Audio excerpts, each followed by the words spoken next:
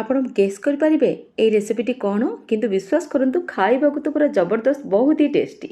ତ କାଲି ମୁଁ ସେୟାର କରିଥିଲି ଆପଣଙ୍କୁ ଆଳୁ ପିଠଉ ଭଜା, ଯେଉଁଟାକି ମୁଁ ଟିକେ ସର୍ଟକଟ୍ରେ ଦେଖାଇ ଦେଉଛି। ଏମିତି ଚାଉଳ ବତୁରେଇକି ରଖିଥିଲି, ସେଥିରେ ଅଦା ରସୁଣ ଜିରା ଧନିଆ ଦେଇକି ଆକୁ ପୁରା ପେଷ୍ଟ କରିନେଇଥିଲି। ସେଥିରେ ମୁଁ କ'ଣ କରିଥିଲି, ହଳଦୀ ଗୁଣ୍ଡ ଲଙ୍କା ଗୁଣ୍ଡ ଟିକେ ଗରମ ମସଲା ଦେଇଥିଲି ଓ ସ୍ୱାଦ ଅନୁସାରେ ଟିକେ ଲୁଣ ଦେଇଥିଲି। କାରଣ ସିଝିବା ଟାଇମ୍ରେ ଟିକେ ଲୁଣ ପଡ଼ିଥାଏ, ଧ୍ୟାନ କରିକି ଦେବେ। ସିଝେଇକି ରଖିଥିବା ଆଳୁକୁ ଦେଇଦେଲି। ଏଇଠି ଭଲ ଭାବରେ ଗୋଳାଗୋଳି କରିକି ତାୱାରେ ଟିକେ ତେଲ ଦେଇକି ଏପଟ ସେପଟ କରିକି ଭାଜି ନେଲି। କଥା ଏତିକି ନୁହେଁ ଆଜ୍ଞା, ଦେଖନ୍ତୁ ଆଗକୁ ଅଛି ଆର ପୁରା ଷ୍ଟୋରି। ତ ଆଳୁ ଭଜା ସରିଲା ପରେ କ'ଣ ହେଇଥିଲା, ଏତିକି ବେଟର ବଞ୍ଚି ଯାଇଥିଲା, ସେଟା ତ ନଷ୍ଟ କରିହେବନି। ତ ସେଇଥିରେ କ'ଣ କରିଥିଲି, ଗୋଟେ ପିଆଜକୁ ମୁଁ ଏମିତି ଚୁନ ଚୁନ କରିବା ଲମ୍ବା ଲମ୍ବା କରି କାଟିକି ଦେଇ ନେଇଥିଲି।